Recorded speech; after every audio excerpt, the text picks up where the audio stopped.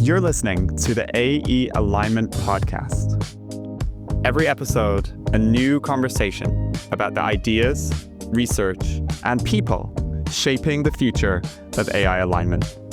Let's get started.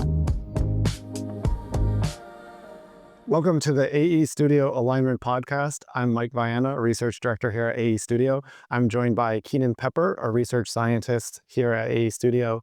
Keenan has a degree in physics from UC Berkeley. He worked 9 years at Salesforce before joining AE. He did independent research on AI alignment with a foresight, and also did a fellowship at Apart Research where he studied self-ablating transformers.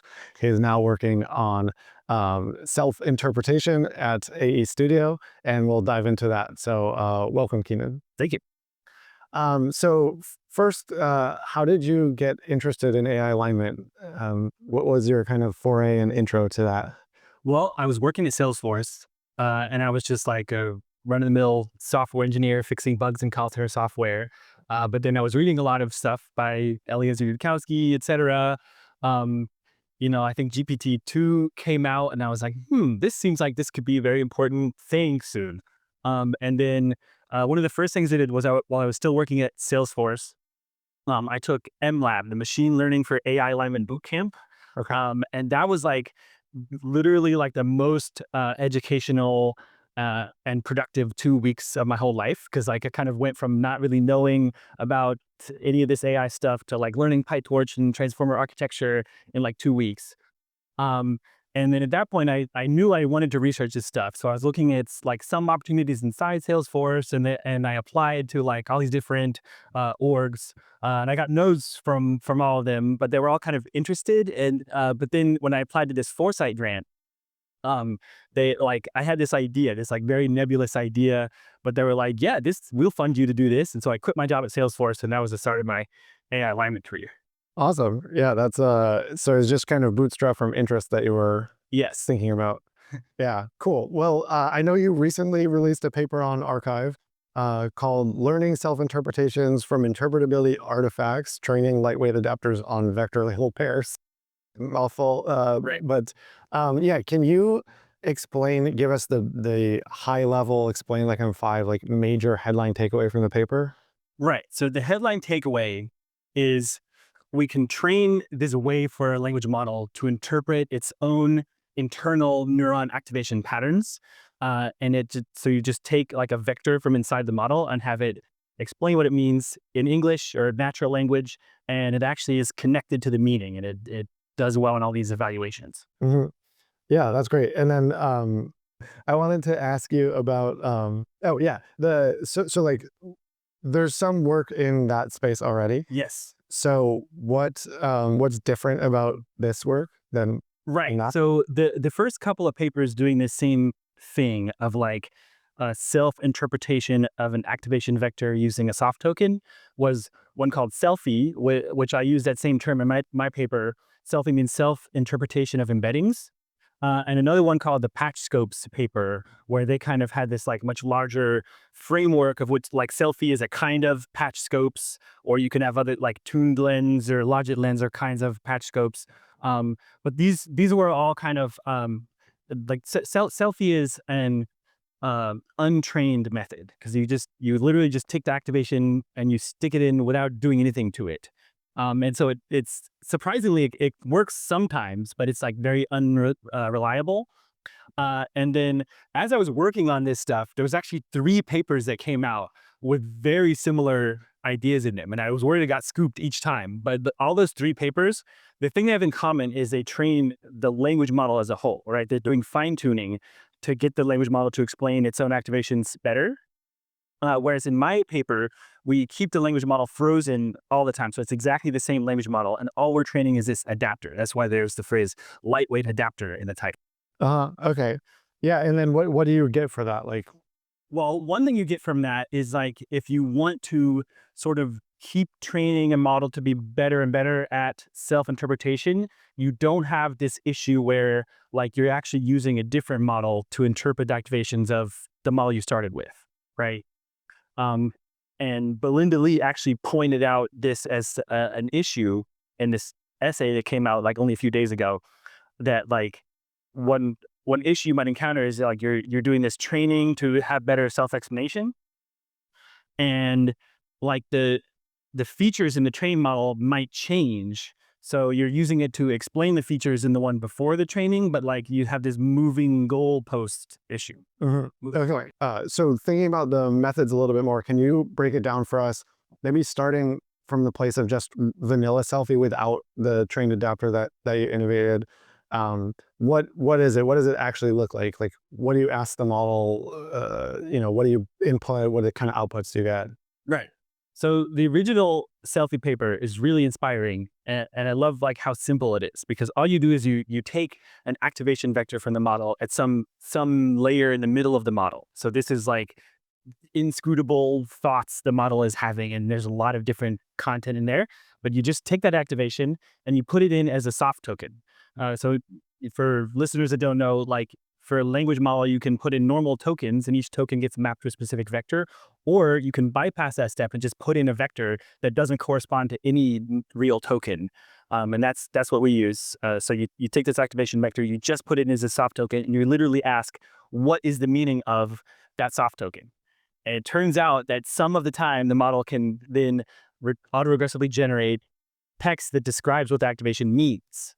And so this is kind of like it's a very like magical seeming and inspiring thing, because we think of the language model as only having the modality of text. They can input and output text, but actually there's this secret other modality of it can interpret its own activation vectors that you get for free. Yeah, so to make it super concrete, something like if you ask the model, tell me about the guitar player for the Beatles, and then you could grab the intermediate states and say, then what is the model thinking about? Right. Put the state in, and it will tell you John Lennon or George Harrison or something, right? Right. Concretely. And then, okay, so that's vanilla SelfIE, and that works some of the time. And then, so then in terms of methods, what did you do that improves upon that?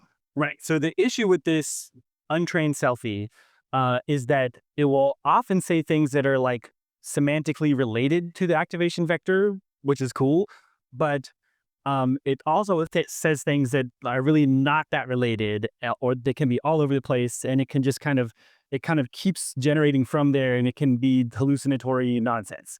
And this Karlopenko post showed that like it's actually very sensitive to the scale. There's this one parameter that you can use where you take the vector from the middle of the model, just multiply it by a scalar before putting it in, and they kind of found that like, okay, in this case, the vector is about soap operas. And if you inject it with like 28 times the magnitude, then it says soap operas. But if you do 35 times, then it says something totally different, right? And so that's amazing that it works at all, right? Even vanilla SelfIE, you just take an intermediate activation and plug it into the soft token at the embedding layer, and it knows what it means.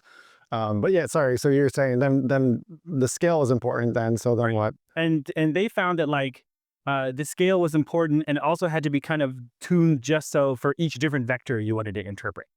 So my idea is instead of just having a scale, you have some affine transformation. So you do very simple transformation from the internal embedding to the soft token.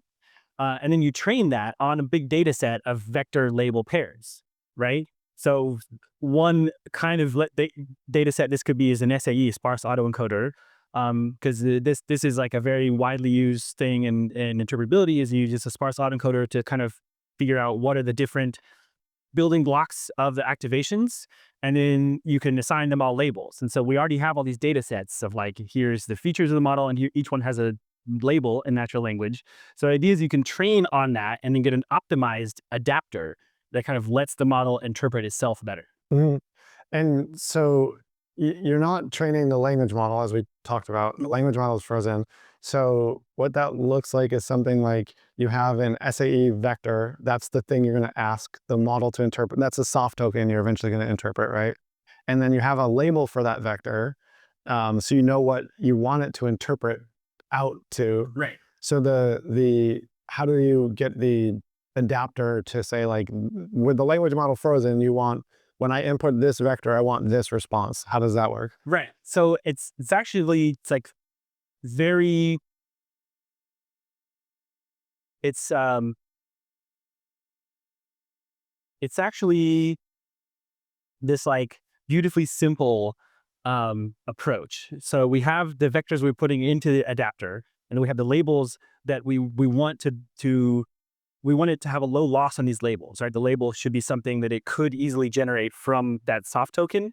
And so we just do backprop, right? But we do backprop through a frozen language model. So we get the gradients from the loss signal on whatever that label is, backprop it through the language model, and then keep optimizing the adapter parameters so that it achieves low loss on the whole data set of labels. And this works. Yeah, and so that's interesting because you're talking about the scale alone is dependent on kind of the activations that you're looking at and the outputs you're looking at. So why does this work? Because you're adding an affine transformation on top. That's necessary. Right. The affine transformation really helps things. It helps the model sort of know how to interpret the vectors, and it tends to use the language that's in the training data set, right? So for example, like the Goodfire SAE we trained it on, a lot of their labels start out with like the assistant or the user. And so I'm going to say it's learning things. The model isn't really learning anything because the model is frozen, but the soft tokens kind of learn to help the model say things like the assistant or the user. And so it learns this prior of like what the labels should look like. But then it's still using that semantic content in the input vector to determine which actual label to say. Yeah, and one of the more interesting things about this work we haven't touched on yet is that we're talking about SAEs and how it works to train vector label pairs with SAEs, so you can bootstrap from that. But you actually have another method in the paper where you don't need the SAEs at all, which I think is great because then you skip SAE training, and this is and maybe we can get into this in a minute, is much cheaper than training SAEs. Right. So maybe you can talk about that other method that kind of sidesteps SAEs. Right. So when I first did this technique, I actually started on SAEs because we were already looking at them for something to experiment with. But then I was thinking like, well, what's a different kind of data set of vector label pairs that we could use? So I had this idea to go just get a bunch of topics. I got the 5,000 topics from Wikipedia vital articles. So this is just like, any kind of well-known topic that would be in a good encyclopedia. And then you do this very simple contrastive vector approach. So you just tell the model, tell me about baseball. And then you take the activation from the token right before it starts responding, right? So the token is actually the same token for all of these. It's like a double new line token, I think. But it's right before the model is starting to talk about, say, baseball. And so it's kind of thinking about baseball. And then you take the vector for a specific topic and subtract the average over all of these topics. And so it gives you kind of an isolated vector that's like, it's extraction, like this is just the meaning of baseball or thing of Pythagorean theorem or whatever it is. And then for reasons I don't want to get into, it's better to have like a few, 10 or 20 different labels for each of them rather than just one. So I just had Claude create a data set of, here's a prompt we use to get the contrasted activation vector. And then here's like a bunch of labels that describe it in different ways. And so it turns out if you train on that, it works beautifully. Like it's able to take this vector from inside the model that has like a certain meaning of a topic, and it says the topic like it actually gets the number one closest one like 90+% of the time, right? So it's really consistently saying what the actual topic is. Yeah, that's great. I want to dive into the results of the paper. I think there's some cool things we'll dig into. Before we do that, can we just zoom out a little bit, because I know that this work is in collaboration with Michael Graziano from Princeton Neuroscience Institute, and is at least somewhat inspired by or related to his ideas in attention schema theory. So maybe you can briefly describe attention schema theory, and then tell us how does that connect to this work? What was the relationship there? Right. So this is a tricky question, because it's like we started out as let's do something related to or inspired by attention schema theory. And then we got into this is like a very concrete sort of like a MEC-interp technique that came out of that. And it's like, how are they related? So attention schema theory is this theory of conscious awareness that basically says like you're aware of things because you're paying attention to them, and you have a model of your own processes of attention, and that it's a model that like you can use to predict and control what you're paying attention to. So that's very abstract, right? It was developed for like human brains and human awareness, and we're trying to apply the same kind of things to language models. So I got the idea for this kind of thing starting from like way back when I first started in the AST project. We were doing some things like, let's let the model steer its own features, right? So like, what would that even look like, right? How do you give a model access to steer itself? And we tried some experiments, but it didn't really work well. And like one of the reasons it didn't work was because the labels would confuse it. And so we have this SAE of like all these features in the language model, but of course the language model, like even though the SAEs are describing it, if you say, SAE feature number 1, 2, 3, 4, that has no meaning at all to the language model. You have to say what the features are in order for it to know what it's steering. So and just so like I can understand that better, you're saying when you want to let a model steer itself and it needs to know what its features are, you're saying something like, hey, steer yourself to accomplish some goal, or like here are some features that might be relevant to boost some of your, like maybe you can describe that a little bit. Right. So the idea was like, we want to kind of enhance models to just experiment and see if we can like get more attention schema theory type stuff happening in them. And so we had this idea of like, let's allow them to steer their own features, maybe in an iterative process. Maybe they give some response to a prompt. And then we can there's like an object level where they're responding to the prompt, and then a meta level where they're looking at their own responses and sort of like, how would you want to tweak this? How would you want to change your own behavior? But it really didn't work that well. It was kind of a dead end in the way that we were trying it, because this interface between the model's like internals that have these different knobs we can change and the text, which is the only thing the model can actually understand, was so bad, right? And so I wanted to have a much more flexible and more grounded interface between like internal activations and text. Yeah. So the problem basically was something like the model would see a feature that says like you're doing a math problem. I mean, I'm not really that, but it was like a bad label, and it was actually you're like thinking about I'll give a funny example here. So one of the prompts we're using, we're using these like prompts that kind of require a longer explanation where we can see, how the model is explaining how to do something. And so one was like, explain how to change a bike tire. And when you look at like the top 10 or 20 features that are activated in the normal explanations of how to change a bike tire, there's this one where from actually experimenting with this feature, I know there's just about like inflation in general, like balloons and tires and pumps and things. But then the label that it had was this weird label of like inflation fetishes and dangerous inflation practices that might require moderation, something like that.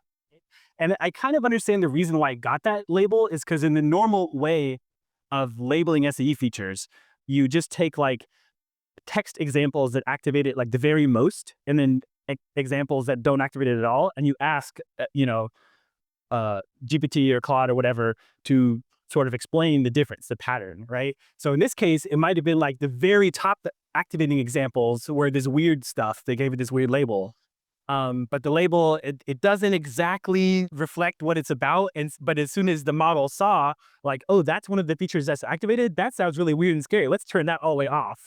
Right? Right. And so it's this like misunderstanding that was baked into the labels.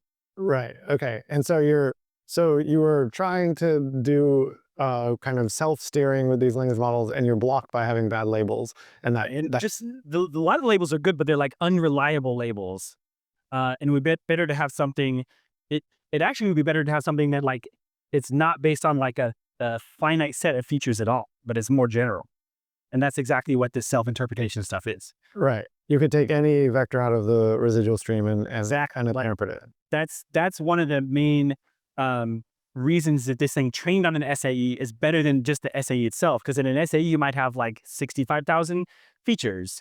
And if something is in that set, then you can use that. But if it's a vector that's kind of in between those, there's no way to interpret it. But since this is trained on the SAE, but it can actually interpret any vector in the whole model. Yeah, well, let's talk about that, because that's when you think about SAEs and their purpose, it's sparsity, right? Yes. And then we're talking about a dense, activation vector coming out of the residual stream. We expect that to not be sparse and maybe have a lot of representations in it. Right. How does that square with what you're doing and getting good interpretations? Right. So you can think of the SAE as like it kind of identified all these like specific important directions in activation space. But of course, the language model itself, it doesn't have this like discrete structure. It's just using the whole like high dimensional manifold in whatever way helped it to get low loss, right? So it's kind of like this beautiful, natural, smooth thing, but we're like trying to interpret it with this fixed set of vectors.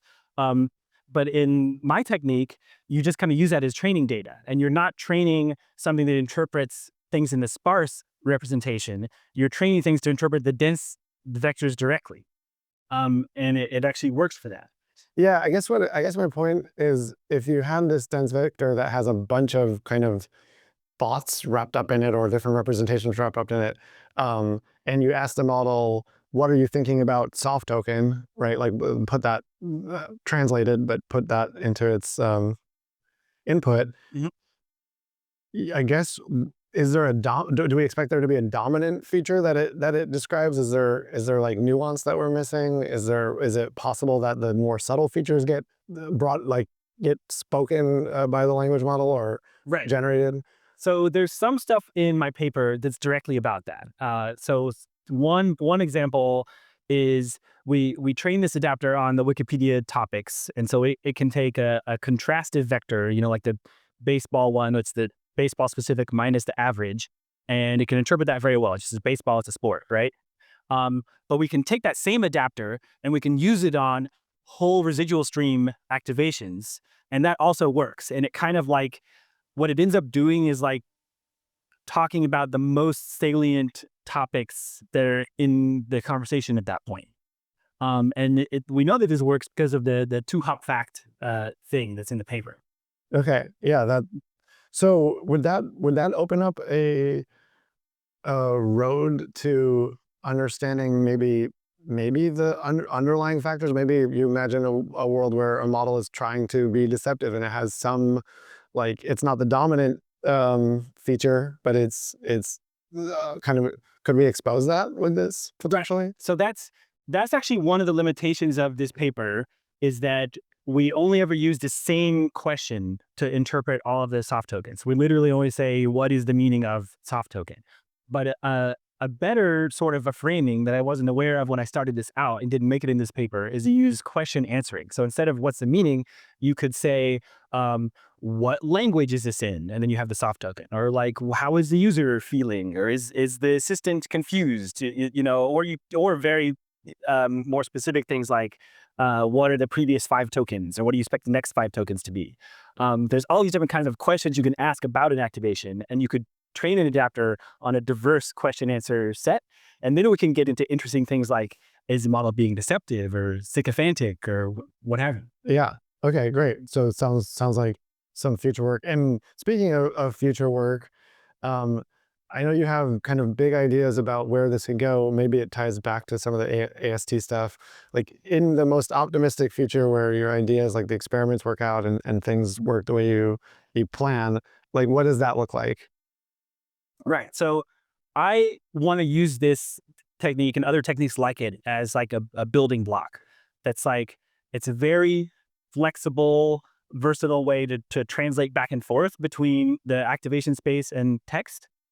So this paper is about what the activation to text direction. It's like, explain what this neural pattern is about. You can also go the other way. So you can start with a label and then just do a very quick optimization to find what's the vector that matches this label the best. And so that's could be used as a steering technique, could be used to sort of just change how the model's behaving based on a text description of it. You can also use it to just probe like what is the model's representation of the user. There's a very interesting data set, I forget what it's called, but it's like about from conversations, the model might be able to infer things about the user, like their gender or age or political leanings, right? So it's constructing this like hidden representation of the user. And if you just ask it, what gender do you think the user is? It might say, oh, I don't know. There's nothing that gave it away, but it might be thinking like 90% male.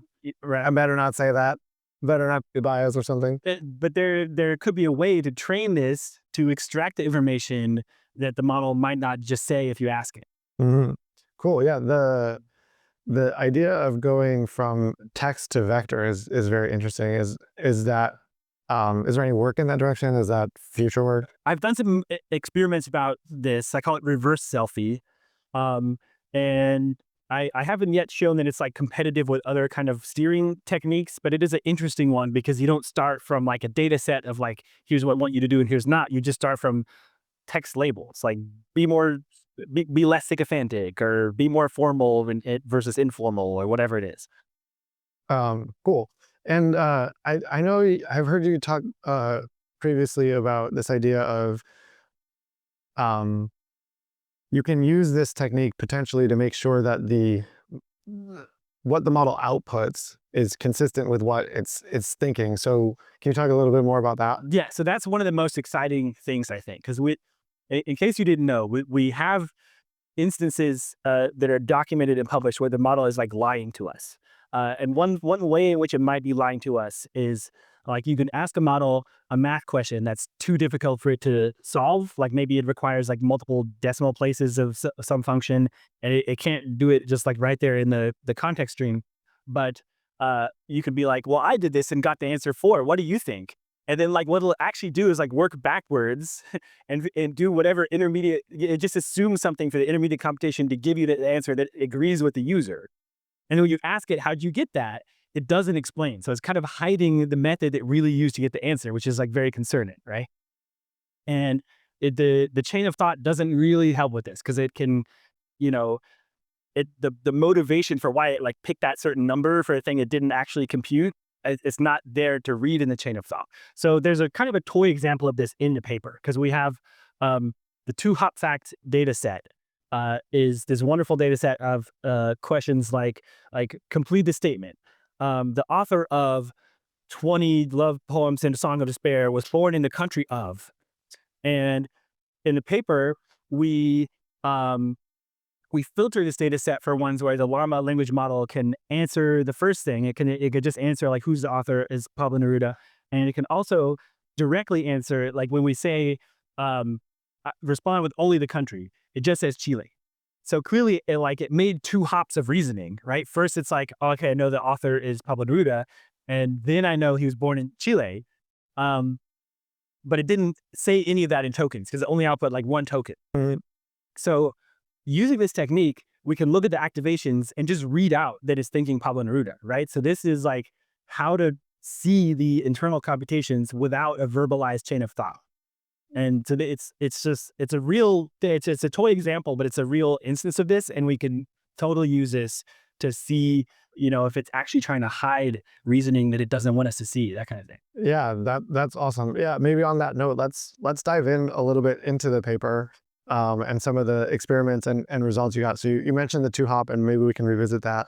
One of the first figures in the paper and something that I know everybody is interested in whenever you have any result is what's the scaling laws here? So can you talk about that for anybody who doesn't have the paper in front of them? The figure shows kind of recall at 100 going up with model size, and there's a control on the figure. So maybe you can just kind of walk us through what that result is and why it's important. Right. So this is on the contrastive vector data set. So we're having it interpret activation vectors associated with a topic and see how well that the text that it gives pulls up the correct topic in the top 100 of a semantic search. So if it says something like totally off the wall, then it'll just be like kind of random and it won't be in the top 100. But if it's in the top 100, that means it got it pretty close.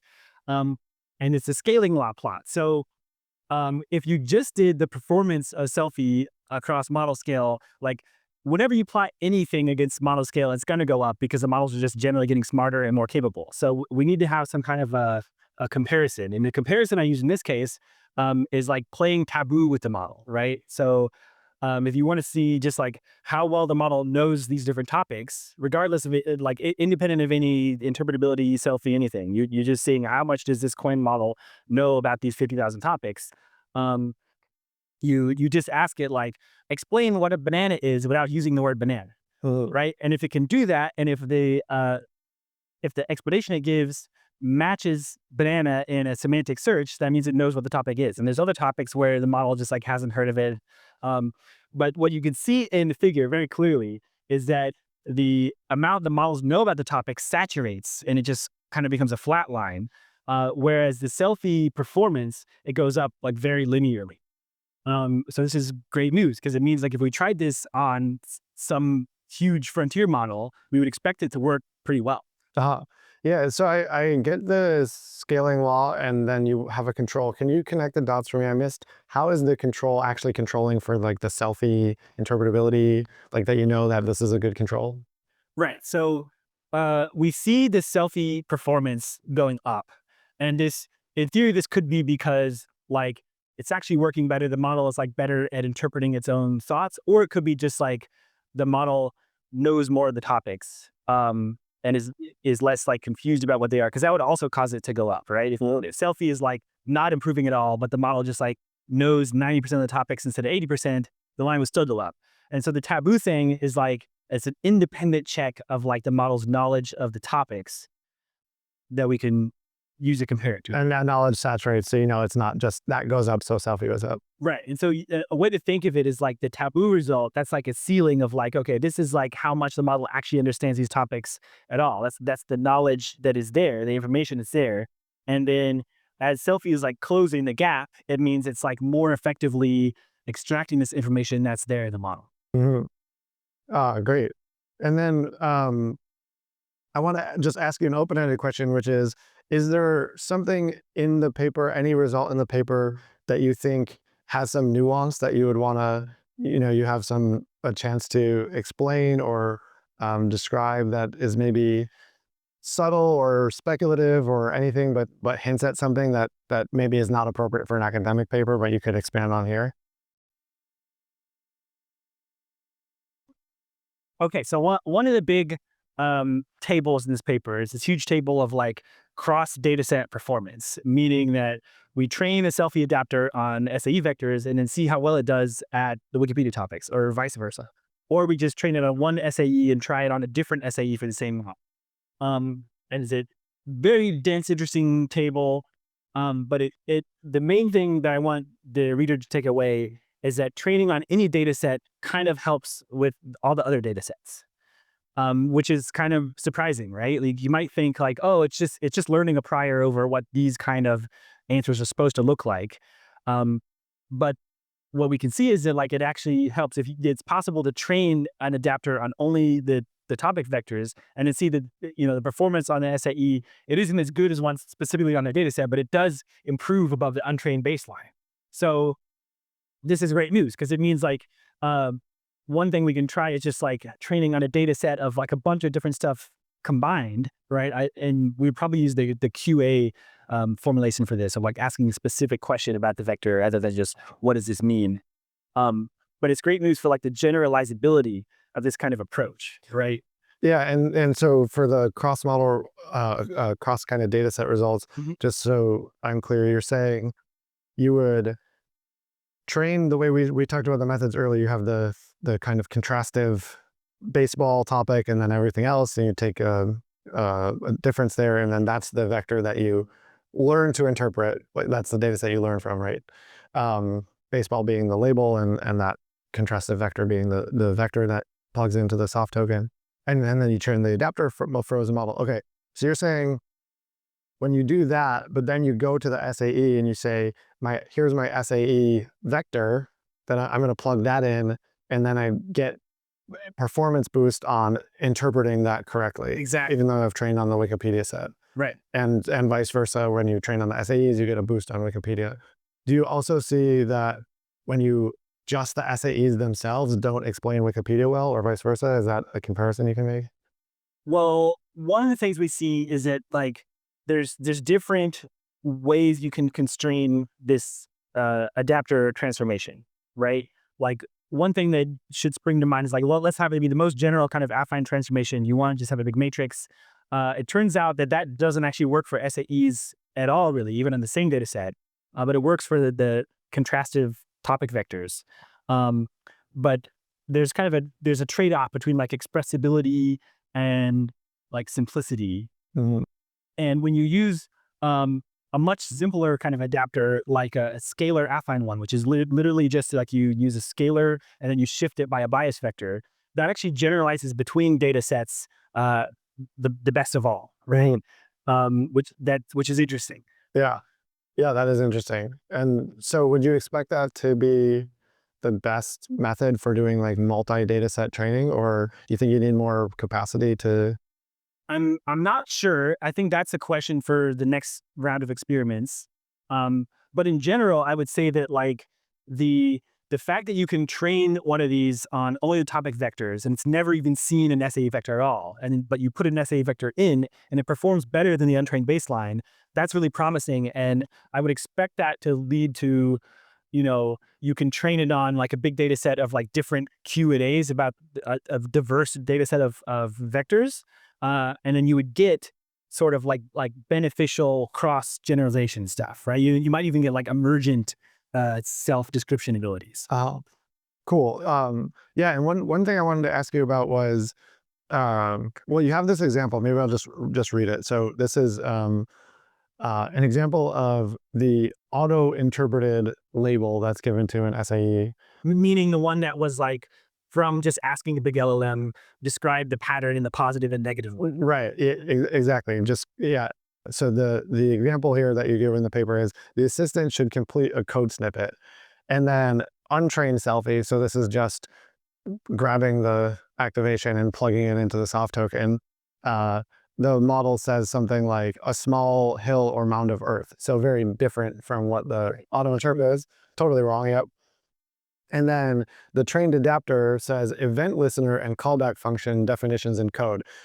So assistant should complete a code snippet is related to code, obviously. Right. Event listener is much more specific. And then you have scores here where this is 100%, the AutoInterp is 2%, the untrained SelfIE in the thing that I read was 0%. There's a few examples here. So maybe, the reason I'm reading this is because I think it's great to see how concrete the AutoInterp, what kind of outputs you might get from AutoInterp, what kind of outputs you might get from untrained SelfIE, what kind you might get from trained SelfIE.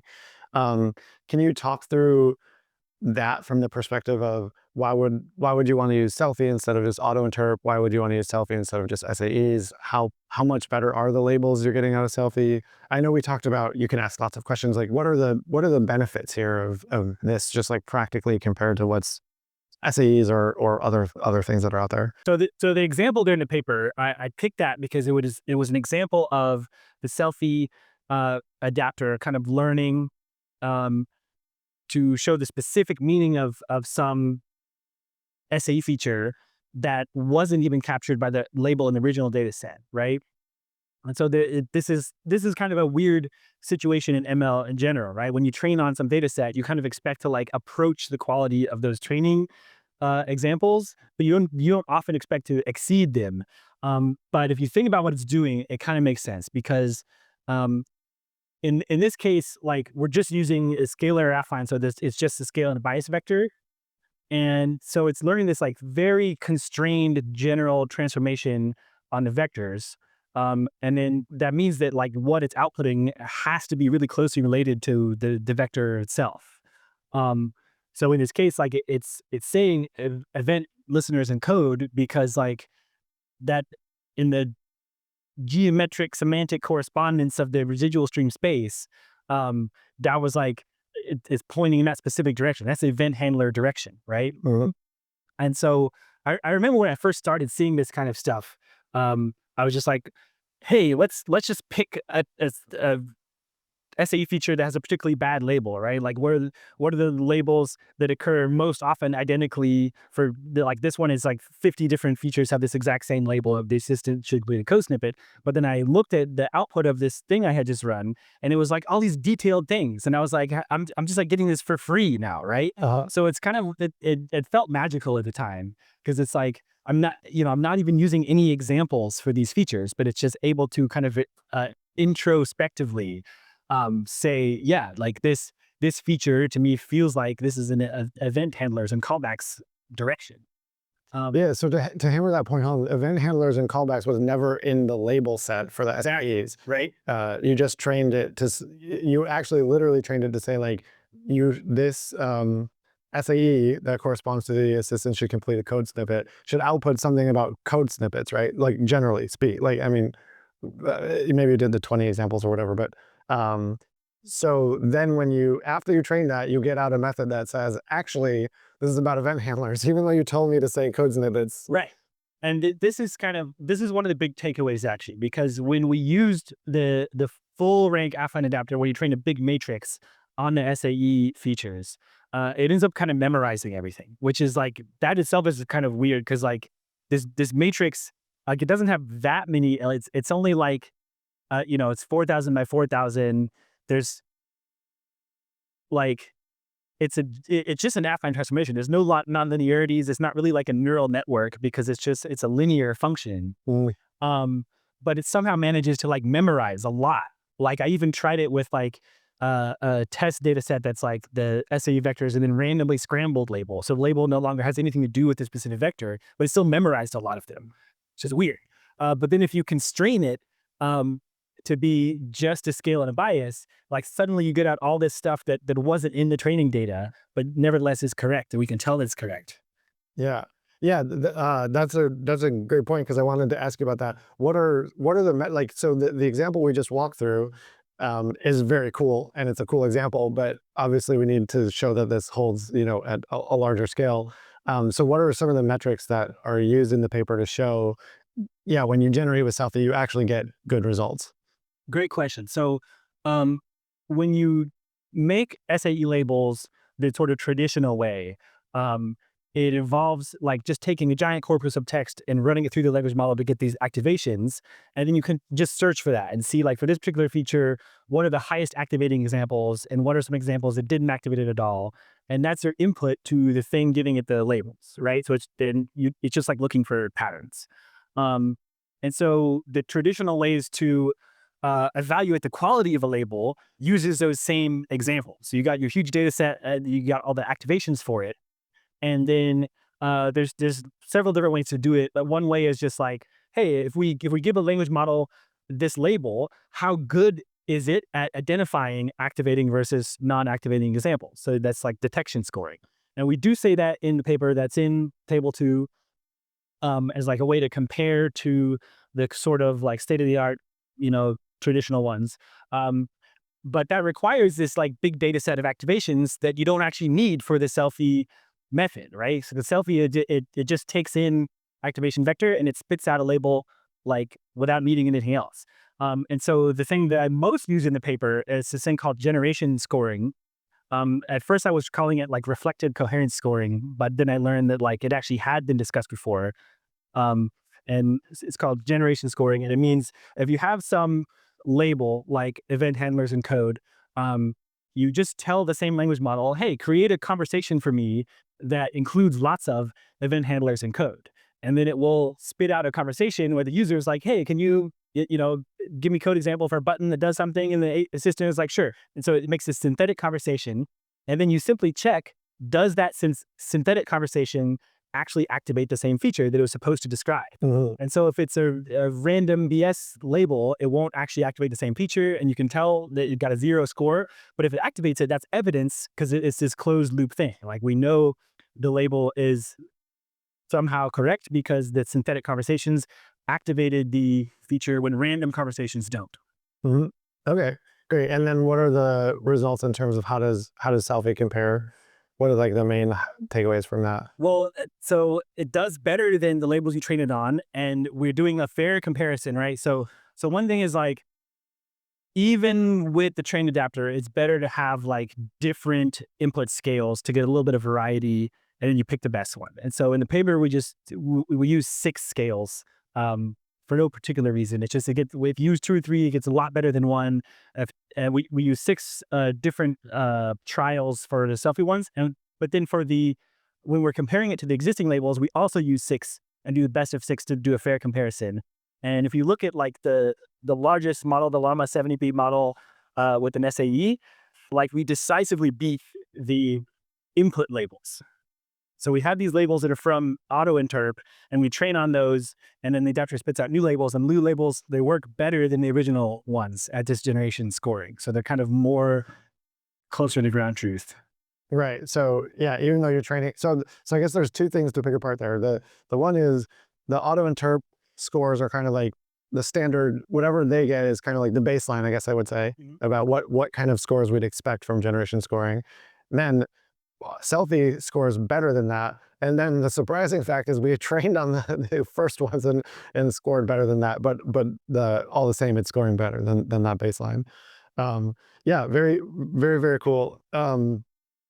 So we touched on this a little bit, but I'm curious, like kind of concretely, what are you thinking in terms of next steps? Like what comes after this paper? Yeah, well, we're not suffering from a lack of possible next steps. We actually have like way too many for like the number of human researchers we have to do them in the near future. But like, well, one thing we're definitely going to do is train SelfIE adapters on this Q&A thing rather than just asking the same question about each activation. We want to do more AST related stuff, like representations of what the model is paying attention to or what its goal is, or as I said, the model's representation of the user, right? Because AST, it's like a social theory of consciousness. It's like I am modeling my own attention. I'm also modeling like other conscious beings' attention, and it's like the same process, right? So that's one direction we definitely want to go, is like, now that we have this like building block here, how do we use that to figure out what kind of representations the model has of agents, beings that are aware of things? Yeah. Okay. We also want to apply this to endogenous steering resistance, which will be a different episode of this podcast. Yeah. So look out for that. Great. Well, Keenan, thanks for joining me today. It was a pleasure.